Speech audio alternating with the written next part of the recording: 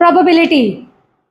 Exercise 3A, question number 1, 2, 3, 4, 5. इससे previous video में we have done. जैसे आपने थंबनेल में देखा है कि हमारे पास है क्वेश्चन नंबर 6 और question number 7, last two questions of exercise 3A. थोड़ी बेसिक्स हमने कवर कर ली पिछले क्वेश्चंस में. अब हम कर रहे हैं जरा टेक्निकल क्वेश्चंस. हमारे पास है एक एक्स बॉक्स और एक है वाई बॉक्स. क्वेश्चन को बहुत ध्यान से समझिएगा.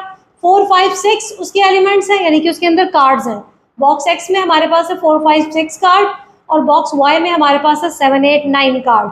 अब कह रहे हैं a card is selected at random from box X and box Y. दोनों में से एक एक कार्ड लिया. अब उसके बाद क्या कर रहे हैं, कंप्लीट द पॉसिबिलिटी डायग्राम. बीच में एक लाइन और लिखी हुई थी स्टेटमेंट में, वो आप लोग डी सीरीज में D4 से आप इस क्वेश्चन को देख सकते हैं कि इसकी फुल स्टेटमेंट क्या है. बट जितनी मैंने यहाँ लिखी है ना, उससे आपको क्लियर हो जाएगा कि क्वेश्चन में पूछा क्या था. वो ये कह रहे हैं कि इन दो पॉसिबिलिटी डायग्राम्स को आपने कंप्लीट करना है. क्या कर रहे हैं, यहाँ पे एडिशन का साइन दिया हुआ है, यहाँ पे मल्टीप्लिकेशन का साइन दिया हुआ है. तो वो ये कह रहे हैं कि एक कार्ड हमने बॉक्स एक्स में से लिया, एक बॉक्स वाई में से लिया. उन दोनों का हमने एक दफ़ा सम किया और एक दफ़ा हमने उनकी मल्टीप्लिकेशन की. तो उसके अकॉर्डिंगली अब उन्हें नहीं पता कि कौन सा कार्ड निकला है जो क्वेश्चन में हमें वो कह रहे हैं, बल्कि हमें नहीं पता, उन्हें तो पता होगा जिन्होंने क्वेश्चन बनाया. ठीक है. सो हम कर रहे हैं यहाँ पे क्वेश्चन को कंप्लीट. यहाँ से पॉसिबिलिटी डायग्राम को करेंगे तो ऐड करेंगे. अब ये बॉक्स जो है वो किससे मिल रहा है, यहाँ से 4 आ रहा है, यहाँ से 7 आ रहा है. 4 और 7 को हमने ऐड किया तो हमारे पास आ गया 11. सिंपली आपने इसको ऐड करते जाना है. 7 में 5 को ऐड करेंगे तो आ गया 12. 7 में 6 को ऐड करेंगे तो आ जाएगा 13. 8 में 4 को ऐड करेंगे तो आ गया 12. 8 में 5 को किया तो 13 और 8 में 6 को ऐड किया तो 14. 9 और 4 आपके पास हो गए 13, 9 एंड 5 हो गए 14, 9 एंड 6 हो गए आपके पास 15. सो हमने कर दी इनकी एडिशन. अब सेकंड पॉसिबिलिटी डायग्राम में हमने करनी है इनकी multiplication. 7 4 the 28, 7 5 the 35, 7 6 the 42, 8 4 the 32, 8 5 the 40, 8 6 the 48, 9 4 the 36, 9 5 the 45 and 9 6 the 54. जी तो पाकिस्तान देखते हैं. उन्होंने आपको टेबल्स तो बहुत अच्छे याद करवा दिए हैं. वो सबसे मेरा फेवरेट पार्ट है उसके अंदर, जब वो आपसे 7 और 9 के टेबल जो है पूछते हैं. सो जी तो पाकिस्तान भी देखें और टेबल्स को याद करें और अपने क्वेश्चंस को भी अच्छे से सॉल्व करें. आगे कह रहे हैं पार्ट ए में तो उन्होंने कहा कि complete the possibility diagram. So हमने कंप्लीट कर दी. Now they are saying find the probability that the sum x plus Y. X plus Y में हमने ये देखना है कि कितने चांसेस हैं, कितनी पॉसिबिलिटीज हैं. और ऑब्वियसली हम प्रोबेबिलिटी कर रहे हैं ना, सो उसमें चांसेस की बात आती है कि आप जब उन दो कार्ड्स को पिक करेंगे तो जब उनका सम लेंगे तो आपके पास प्राइम नंबर आएगा. अब हमने देखना है हमारे पास प्राइम नंबर्स कितने बनते हैं. मैं दोबारा इस बात को एक्सप्लेन कर दूं. आपने ये देखना है कि जब हमारे पास find the probability that the sum is prime, कि जब हमने इन दो जो भी दो कार्ड्स हमने लिए थे उनका हमने एडिशन किया तो हमने ये देखना है कि कितनी ऐसी टाइम्स हैं कि हमारे पास प्राइम नंबर आए उनकी एडिशन के बाद. वो ये नहीं पूछ रहे कौन कौन से कार्ड्स हमने पिक किए हैं, नहीं, वो ये कह रहे हैं कि उनका सम प्राइम होगा. सो प्राइम नंबर हमारे पास कौन कौन से हैं, 11. हम यहाँ सिर्फ इस डायग्राम को देख रहे हैं, उस डायग्राम में हमारा कोई काम नहीं है, बिकॉज उन्होंने हमें यहाँ पे कहा है कि आपने x प्लस वाई को देखना है. So 11 is a prime number, 12 is not a prime number. अच्छा, मैं यहाँ से इस तरीके से लिख रही हूँ बिकॉज 12 जो है वो 2 टाइम्स आ रहा है ना. सो हमने एक बार नहीं लेना, उसको 2 बार ही लेना है जितनी बार वो आ रहा है. यानी कि 11 is a prime number, 12 is not a prime number, 13 is a prime number, 12 is not a prime number, 13 is a prime, 13 भी प्राइम और 14, 15 ये सब आपके पास प्राइम नंबर नहीं है. प्राइम नंबर वो होते हैं जिनका सिर्फ खुद का फैक्टर पे डिविजिबल है या 1 पे डिविजिबल है. 2 फैक्टर्स बनते हैं उनके सिर्फ. सो आपके पास है 11, एक 13, फिर एक और 13 और एक और 13. तो कितने हो गए, 1 2 3 4. अब मेन पॉइंट ये, हमें ये नहीं पता हमारे टोटल कितने बने हैं ये. So it's very easy. ये आपके पास है 3 एलिमेंट्स, यहाँ पर भी नहीं है 3 एलिमेंट्स, 3 कार्ड्स. सो इन दोनों को मल्टीप्लाई किया तो हमारे पास क्या आ गया, 9. इसका मतलब ये 9 पे डिवाइड होगा. अगर तो आपने डायरेक्ट यही वाली वीडियो ऑन की है और प्रीवियस क्वेश्चंस को आपने नहीं समझा हुआ, फिर तो आपको प्रॉब्लम होगी कि प्रोबेबिलिटी का फॉर्मूला क्या है और हमने उसे किस तरीके से फॉर्मूले में पुट करना होता है। अगर आपने वो देखे हुए questions, then very easy. Question number 6 आपके लिए कोई प्रॉब्लम नहीं है कि यहाँ पर क्या है, 3 एलिमेंट्स यहाँ है, 3 एलिमेंट्स यहाँ है, दोनों को मल्टीप्लाई किया तो हमारे पास आगे सैम्पल स्पेसेस हमारे पास आगे 9, सैम्पल स्पेस आगे 9। अब ये है कि जितनी पॉसिबिलिटीज है ना हमारे पास के प्राइम नंबर आ सकता है उन दो कार्ड्स के एडिशन के बाद, सो वो हमारे पास क्या है, 4 टाइम्स ऐसा होगा कि हम 2 कार्ड्स पिक करेंगे और वो हमारे पास एडिशन के बाद प्राइम नंबर देंगे। ओके, नेक्स्ट आपके पास है ग्रेटर देन 12। अब ग्रेटर देन 12 आपने रहना इसी वाली डायग्राम में, बिकॉज ये इसी x प्लस वाई के पार्ट्स हैं। यहाँ पे आएंगे ये मल्टीप्लीकेशन के, यहाँ पे हम करेंगे मल्टीप्लाई वाले क्वेश्चंस, ये 3 पार्ट उसके हैं। ठीक है, अब मैं यहाँ से उसको इरेज कर रही हूँ जो हमने प्राइम नंबर के अकॉर्डिंगली लगाए थे निशान। अब है ग्रेटर देन 12। अब ग्रेटर देन 12 में 12 शामिल नहीं है क्योंकि उन्होंने ये नहीं कहा greater than and equal to 12। So कितनी पॉसिबिलिटीज हैं कि जब वो 2 कार्ड पिक करें और उनको ऐड करें तो उनके आंसर्स 12 से ज्यादा आएंगे। सो वो चांसेस क्या है, 13, 13, 14, 14 एंड 15 और 1 मोर 13। सो 1, 2, 3, 4, 5 एंड 6।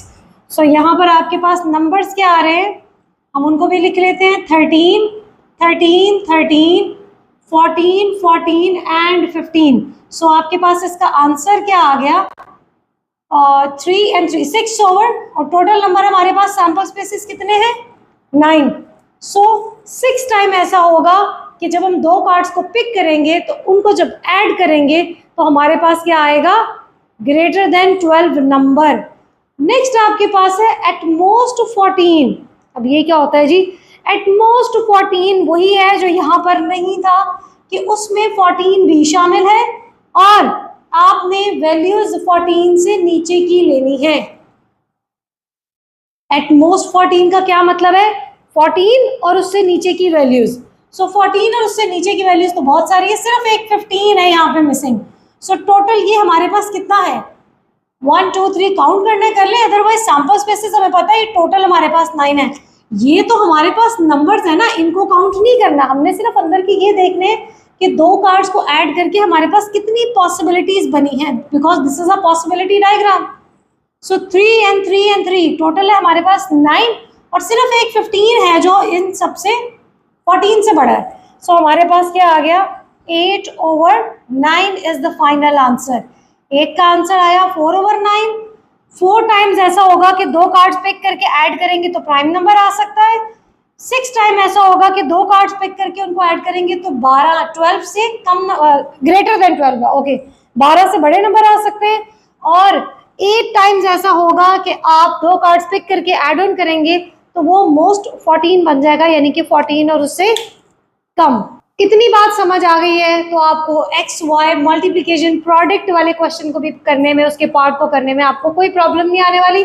प्रोबेबिलिटी बहुत इजी है, बस सिर्फ आपके इंटरेस्ट की बात है कि आप इसको एंजॉय करें कि अच्छा लेट्स सी अब नया क्वेश्चन जो है वो किस टाइप का आने वाला है। अब कह रहे find the probability of x multiply by 5। अब बारी आती है इस वाले पॉसिबिलिटी डायग्राम की। ऑड नंबर आपने देखना है कि ऐसा कितनी दफा हुआ कि हमने 2 कार्ड पिक किए और उनको हमने मल्टीप्लाई किया तो हमारे पास ऑड नंबर आया। ऑड नंबर हमारे पास है 35 and then we have 45। So only 2 odds number हैं, सो हो जाएगा 2 over 9। सेम उसी तरीके से, अच्छा मैंने इसके नंबर्स नहीं लिखे, इट्स 35 एंड 45। सेकंड कह रहे हैं इवन नंबर्स। अब ये टोटल हमारे पास है 9 नंबर्स, 9 में से 2 सब्ट्रैक्ट करें तो हमारा बचता है 7। बात समझ आ रही है, क्योंकि 2 नंबर हमारे पास ऑड है तो बाकी कितने, या तो आप काउंट कर लें या आप ये भी कर सकते हैं कि टोटल 9 नंबर्स हैं, 9 में से 2 को सब्ट्रैक्ट करेंगे तो हमारे पास रह गया 7 over 9। ये आपके पास पॉसिबिलिटी है इवन नंबर्स के आने की कि आपने 2 कार्ड्स पिक किए, उनको मल्टीप्लाई किया तो जो आंसर है वो 7 दफा 7 टाइम्स ऐसा होगा कि वो आपके पास इवन नंबर आएगा। अब बारी आती है एटमोस्ट 40। अगेन ये वही बात है जो हमने यहाँ पर किया एटमोस्ट 14 में कि क्या कर रहे हैं हम, 40 भी इंक्लूड है और उससे लेस वैल्यूज भी इंक्लूड है। सो हमारे पास आ रहा है एक 40, ये 28, 32, 36, 35, बस ये नंबर्स हैं। बाकी 54, 40 से बड़ा, ये सारे नंबर 40 से बड़े हैं। तो कितनी पॉसिबिलिटीज है? 5। 5 बार ऐसा होगा कि आप दो नंबर्स को पिक करेंगे, दो पार्ट्स को, उनको मल्टीप्लाई करेंगे तो आपके पास चांस है 5 दफ़ा ऐसा होगा, 5 टाइम्स, कि आपके पास वो नंबर जो है 40 या उससे कम आएगा। Another very interesting question, question number 7 of exercise 3A, probability के टॉपिक पे है। A fair coin is tossed 3 times। जब आपके पास बात आ जाती है कि 2 या 3 दफ़ा आपने कॉइन को टॉस किया या डाइस को रोल किया या आपने 3 कार्ड्स लिए, तो उन सब में एक ही चीज़ यूज़ होती है, and which is a tree diagram. Make possible outcomes by using a tree diagram. Possibility diagram भी बना सकते हैं, लेकिन पॉसिबिलिटी डायग्राम जो वर्क करती है वो सिर्फ 2 पे करती है। ये हमारा 3 दफ़ा उन्होंने कॉइन को टॉस किया है। तो फर्स्ट टाइम हम कॉइन को टॉस करेंगे तो हमारे पास क्या आएगा? या तो हेड आएगा या टेल आएगा। ये हमने कॉइन को फर्स्ट टाइम हमने टॉस किया, ठीक है। हमने 1 टाइम टॉस किया, हमारे पास आया या तो हेड आ सकता है, पॉसिबिलिटी क्या है, या टेल आ सकती है, क्योंकि डाइस के हमारे पास 2 ही फेसेस हैं। अब जब हमने इसको सेकेंड टाइम टॉस किया तो हमारे पास आता है अगेन, या तो इसी कॉइन को टॉस करेंगे जिसका हेड आया है, तो उसकी 2 फेसेस अभी भी बाकी है ना, क्योंकि कॉइन में एक साइड पे जब हेड आ गया उसके बाद हमने उसको दोबारा टॉस किया, तो फिर पॉसिबिलिटी है हमारे पास या तो हेड आएगा या टेल आएगा। अब लेट्स सपोज आपने फर्स्ट टाइम जब आपने कॉइन को टॉस किया तो आपके पास आया टेल, ठीक है, हमने उसको लिख लिया लाइक दिस। अब उसी कॉइन को हमने दोबारा टॉस किया तो अगेन पॉसिबिलिटी क्या है, या तो हेड आएगा या टेल आएगा, ठीक। ये हमने कर दिया, फर्स्ट टाइम हमने ये टॉस किया, सेकंड टाइम हमने ये टॉस किया। अब हम कर रहे हैं third time toss.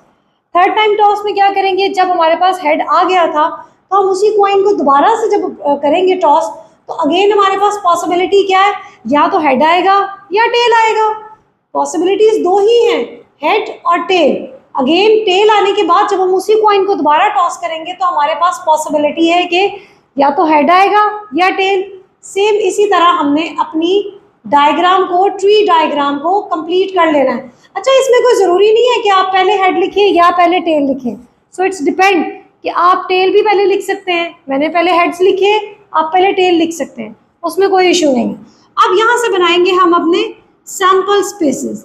Sample spaces क्या बन रहे हैं? सबसे पहला हमारा बनेगा head, head and head, head, head and head.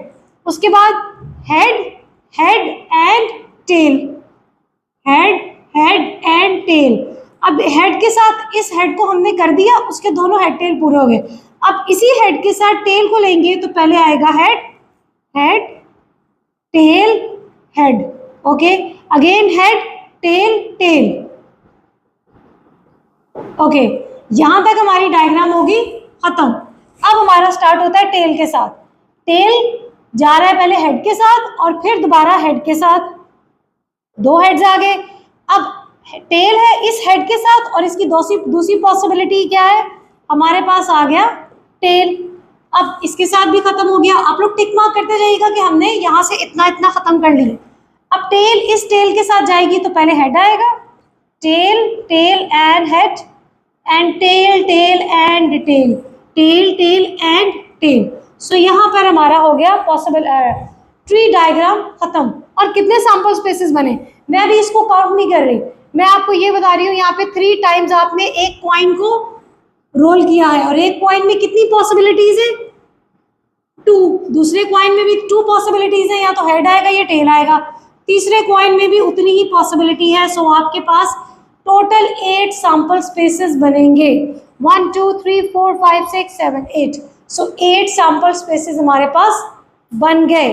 Now they are saying कि आपकी जब आपने कॉइन को 3 टाइम्स आपने टॉस किया, अब हम मेन क्वेश्चन पे आ रहे हैं। क्या पूछ रहे हैं वो, जब आपने कॉइन को 3 टाइम टॉस किया तो कितनी दफा ऐसा हो सकता है कि तीनों कॉइन्स पे हेड्स आए? तो उसकी पॉसिबिलिटी हमारे पास क्या है, सिर्फ एक। Otherwise head head, tail tail, head head, सब में टेल मिक्स है। सिर्फ ये एक पॉसिबिलिटी है जिसमें एक दफा हमारे पास चांस ऐसा हो सकता है कि हम कॉइन को 3 टाइम टॉस करें, हमारे पास हेड्स आए। सो क्या आंसर हो गया, 1/3। टोटल हमारे सैंपल स्पेसेस हैं 8, so this is the answer of 3 heads 1/8 exactly 2 heads. अब इसमें उन्होंने हमें कुछ नहीं कहा कि पहले कॉइन पे हेड आए, दूसरे पे आए और तीसरे पे ना आए, ऐसा कुछ नहीं है। एग्जैक्टली 2 हेड्स आने चाहिए। तो कितनी दफा ऐसा होगा कि आप 3 कॉइन्स को टॉस करेंगे तो आपके पास 2 हेड्स आएंगे। अब कंफर्म है 2 हेड्स होंगे तो एक टेल ही आएगा ना। सो ये पॉसिबिलिटी है 2 हेड्स आने की, ये भी पॉसिबिलिटी है। यहाँ पे भी 2 हेड्स हैं, यहाँ पे एक हेड है, ये यूज नहीं होगा। ये 2 हेड है, यहाँ पे भी एक है, यहाँ पे भी एक है और यहाँ नहीं है। इसका मतलब 3 दफा ऐसा होगा कि हमारे पास 2 हेड्स आ सकते हैं। बात समझ में आई आपको? हमने ये चेक करना है कि एक कॉइन को जब हमने 3 दफा टॉस किया एक्सक्यूज मी, एग्जैक्टली 2 दफा हमारे पास 2 कॉइन्स पे आ जाए हेड और फिर आ जाए हमारे पास टेल, तो ऐसा पॉसिबल कब कब हो सकता है? तो उसके सिर्फ 3 चांसेस हमारे पास है कि 2 कॉइन्स पे हेड आ जाएगा और एक पे टेल आ जाएगा। एंड इट्स वेरी इंटरेस्टिंग कि ऐसा लग रहा है कि जैसे हम कॉइन्स को टॉस कर रहे हैं। अभी जितनी दफा मैं नाम ले चुकी हूँ मुझे यही लग रहा है कि मैं कॉइन को टॉस कर करके देख रही हूँ। एटलीस्ट 2 हेड्स, एटलीस्ट का मतलब क्या है? 2 या 2 से ज्यादा। सो 2 हेड्स हमारे पास कम नहीं, 2 हेड्स हमारे पास यहाँ थे, यहाँ थे, यहाँ थे, बाकी इन सब में एक एक हेड है। और एक सिचुएशन ऐसी है कि 2 से ज्यादा हेड हमारे पास आते हैं जब वो 3 हेड्स इकट्ठे तीनों पॉइंट्स पे बन रहे हैं। सो 1 2 3 एंड 4, तो 4 टाइम ऐसा होगा जब आप 3 कॉइन्स को टॉस करेंगे तो आपके पास 2 हेड्स आ सकते हैं या तीनों कॉइन्स पे भी हेड आ सकते हैं। तो वो कितनी दफा चांसेस है हमारे पास? 4 बार ऐसा पॉसिबल है कि हम कॉइन्स को टॉस करें तो 2 पे टेल पे, एक पे टेल आ जाए, 2 पे हेड्स आ जाए, और एक बार ऐसी भी आ सकती है कि तीनों हेड्स आ जाए। बहुत ही मुश्किल लग रहा है? बिल्कुल आपके लिए आसान हो जाएगा जब आप मैथ विद आतिफा चैनल पे जाकर इसकी वीडियोस देखेंगे। प्रोबेबिलिटी बहुत ही इजी टॉपिक है, सिर्फ अंडरस्टैंड करना है आपने कि किस तरीके से हमने कॉइन्स को लेकर चलना है और किस तरीके से हमारे पास टॉसेस हो रहे हैं। सिर्फ आपकी अंडरस्टैंडिंग पे डिपेंड करता है। इसमें डाइसेस भी यूज़ होते हैं। सो कॉइन और डाइस को अपने पास रखिए, अपने क्वेश्चंस को एंजॉय करते हुए करें। मैंने एक्सरसाइज 3A जो आपके पास डी सीरीज में से है उसकी 2 वीडियोस बनाई हैं, जिसमें से फर्स्ट वीडियो में क्वेश्चन नंबर 1 से 5 तक है और दूसरी वीडियो में क्वेश्चन नंबर 6 और ये 7B क्वेश्चन उसी में इंक्लूड है। डिटेल एक्सप्लेनेशन, लॉजिक्स और बिल्कुल क्लियर आपका माइंड हो जाएगा कि हमें किस तरीके से प्रोबेबिलिटी के क्वेश्चंस को अटेम्प्ट करना है। और ये बहुत इजी है, सिर्फ आपने बना लिया है कि हमें प्रोबेबिलिटी मुश्किल लग रही है, तो ऐसा कुछ नहीं है। अपनी थॉट्स को चेंज करें, क्वेश्चंस को समझने की कोशिश करें। वीडियो आपके पास एक बहुत ही ऑथेंटिक और बहुत ही ज़बरदस्त चीज़ है, क्योंकि आप उसको टीचर से तो हमें जाके दोबारा पूछना पड़ता है ना कि मिस आपने ये बताया था या सर आपने ये बताया था, इसको दोबारा से एक्सप्लेन कर दें। सो वीडियो में तो आपको ऐसी कोई प्रॉब्लम ही नहीं है, आप उसको रिवाइंड करते हैं और दोबारा से उन्हीं वर्ड्स को समझते हैं, क्योंकि मेन वर्ड्स वही होते हैं जब टीचर आपको एक दफ़ा टीच कर चुका होता है। बाद में हम उन्हीं वर्ड्स को तोड़ मोड़ के आगे पीछे करके आपको समझाने की कोशिश ही कर रहे होते हैं। सो वीडियो को बार बार रिवाइंड करें, क्वेश्चंस को समझने की कोशिश करें, because this is the basic. अगर बेसिक क्लियर नहीं हुए तो आगे इंटरमीडिएट में जाकर आपके पास प्रोबेबिलिटी और डिफ़िकल्ट हो जाएगी। सो जिस लेवल पे हैं उस लेवल पे मैथ्स को सीखें, मैथ्स नहीं और भी सारे सब्जेक्ट्स को सीखें, क्योंकि ये आपके पास बेस चल रही है। जब अगली क्लास में जाएंगे तो उसी टॉपिक का एडवांस लेवल आपके पास आ जाएगा।